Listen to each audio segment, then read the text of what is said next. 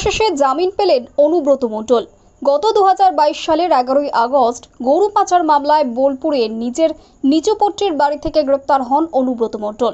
দীর্ঘদিন দিল্লির তিহার জেলে বন্দী ছিলেন। প্রথমে সুপ্রিম কোর্ট থেকে সিবিআই এর করা মামলায় শর্ত সাপেক্ষে জামিন পেয়েছিলেন তিনি। আজ দিল্লির রাউস অ্যাভিনিউ কোর্ট থেকে ইডির মামলাতে 10 লক্ষ টাকা বন্ডের বিনিময়ে জামিন পেলেন অনুব্রত মণ্ডল। কিছুদিন আগে অনুব্রত কন্যা সুকন্যা মণ্ডল তিহার জেল থেকে মুক্তি পেয়েছেন। সূত্র মারফত জানা যাচ্ছে, দুর্গাপুজোর আগেই বীরভূমে ফিরতে পারেন অনুব্রত মণ্ডল।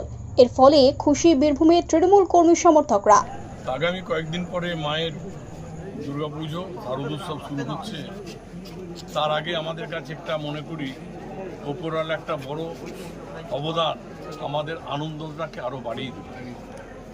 বীরভূমের মানুষের জন্য, বীরভূমের প্রয়োজনে অনুব্রত মণ্ডলের দরকার আছে।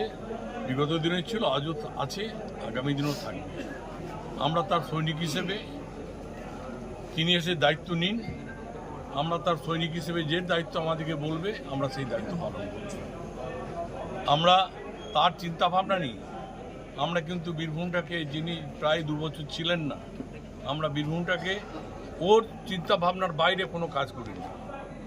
এবং 2 নম্বর হচ্ছে, এটা বীরভূম জেলা একটা অনুর্বর জেলা ছিল,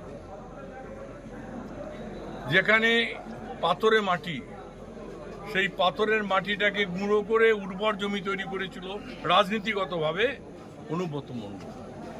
সুতরাং এখানে তো আমাদের কাছে সেই আনন্দ ধরে রাখার নেই। আমরা চাই অনুব্রত মণ্ডল আবার যত তাড়াতাড়ি ফিরে আসবে।